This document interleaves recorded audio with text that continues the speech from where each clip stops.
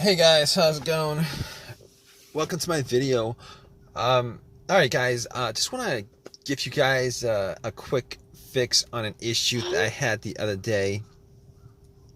So basically, I had this issue with my car, and this came out of nowhere actually. The car was like driving fine for most of the day, and went to a McDonald's to get something to eat. Came out about 30 minutes later, got into my car and tried to start it, and it was not starting at all. There was no crank, there was no it was, but everything else worked inside the car. I mean, I was able to um, you know, the alarm worked. The alarm worked. Well, the remote worked. The all the lights on the dash worked. The blower motor works. Like everything worked as normal, except that it would not crank. It would not start up. It would not crank. So that was a bit of a uh, you know, an annoyance, a frustration that I was dealing with, and I was like, okay, this this car has been pretty good. I've had virtually no issues with it. It's driven fine. There's no check engine light. Haven't had any issues with it since I had it. And all of a sudden, this came up where, out of nowhere, out of the blue, it just would not start up. So I was a bit annoyed by it, but I had to solve the issue. So what I did was I turned on my headlights and went out just to see how bright the headlights were, because I wanted to gauge how much charge was in the battery. Maybe the battery had, maybe I need to change the battery or something. But the headlights were like super, super, super bright. So at that point, I was like, maybe it's not the battery, because I mean, for headlights to be that bright, there should be enough charge in the battery for me to do a slow crank. I should be hearing like some kind of crank, some kind of slow crank, but did not get any of that. So that had me scratching my head. I went back into my car, and pretty much what I did was, um, I was thinking that it could possibly be the brake switch. So what I did was, I have this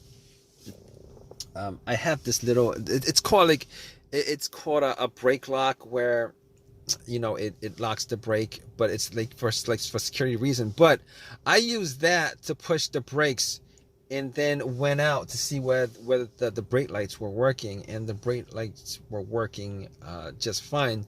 So I knew that it wasn't the brake switch that was the issue, which I kind of thought it was, but it wasn't. So after that, what I did was, I checked the battery, just to make sure, whether, the terminals were good, clean, etc., etc. Now, what I did notice that was that the terminals were a little bit corroded. There was some white bluish stuff on there. So I had my Coke that I got from McDonald's, poured the Coke on the terminals, and had some napkins to clean it up. Now, the terminals were not super super tight. They were tight enough that I don't think that was the issue with it. So it was tight enough. I took the terminals off, poured some Coke on it, cleaned it with napkins, popped it back in, and for sure I thought that would actually fix the issue. Try to start it, it would not crank. Same situation, would not crank, would not start. So outside of that, I was like, okay, let's check the ground wire. The main ground wire, if you guys don't know, is the negative cable. Normally it hooks up to the frame of the car. So I was looking at the ground wire just to see whether there was any kind of just to see whether it was corroded, disconnected, rusted, or anything like that. There was a little bit of rust, but nothing that I thought would affect the electricity going to the battery to the car. So I was able to rule out that. So at that point I was like, let me rule out the battery completely, because wasn't 100% sure whether it was the batteries that was the problem. So I had somebody help me out with a jump.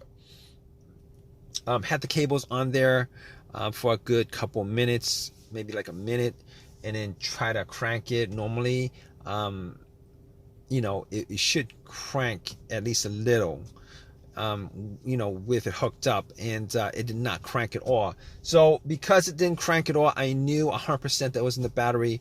At that point, I ruled out the battery, the ground wire, and I also ruled out the alternator being the issue. Because normally, if the alternator wasn't charging the battery and the battery is completely dead, the test for the alternator is if you put wires to the terminals, it should jump the alternator and then have and then it should at least crank up. And once you take the cables off, the car would die. So at that point, I could rule out the alternator. I could rule out all those things at that point. So basically, what I did was I got back to my car and I'm like, I was still hoping that there was a really simple fix to the problem.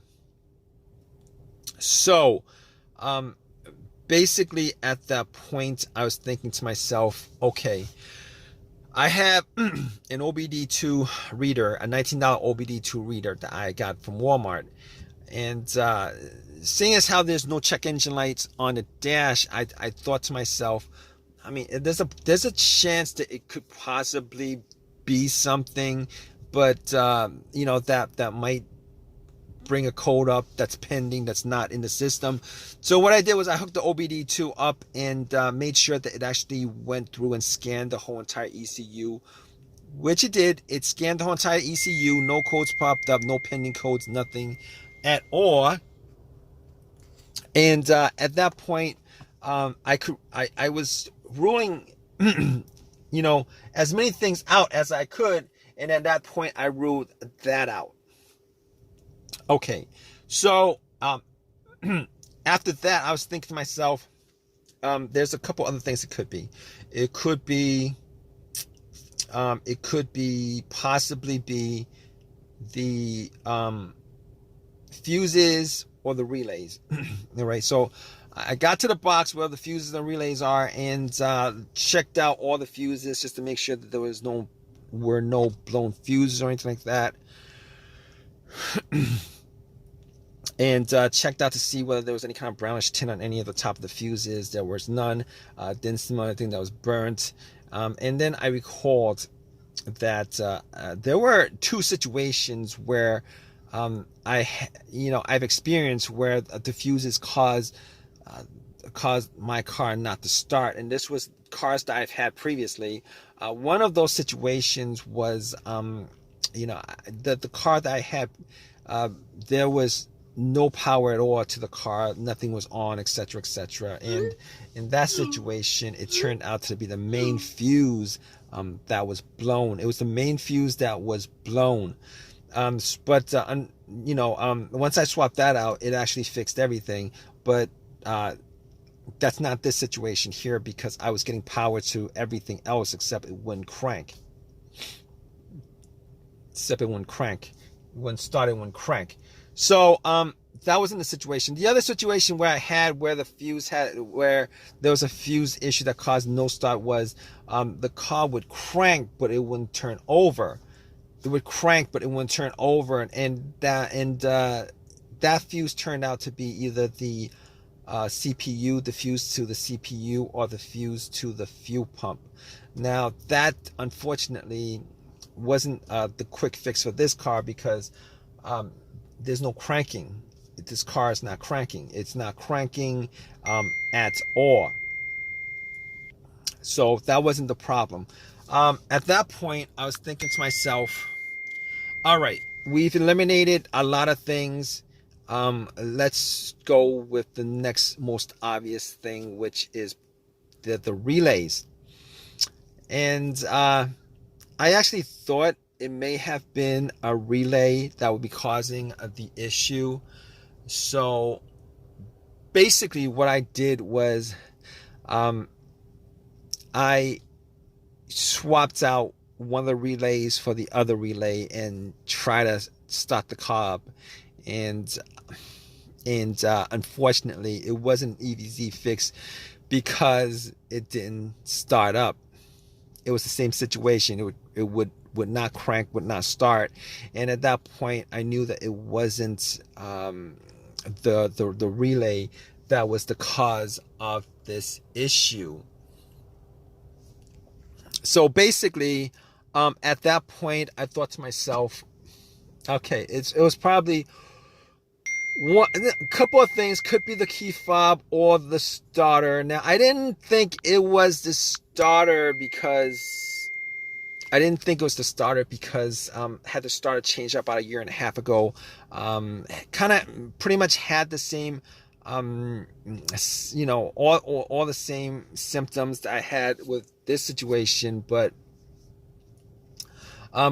seeing as how the starter was a year and a half ago that was changed out, and probably put in maybe like 15,000 miles on the car.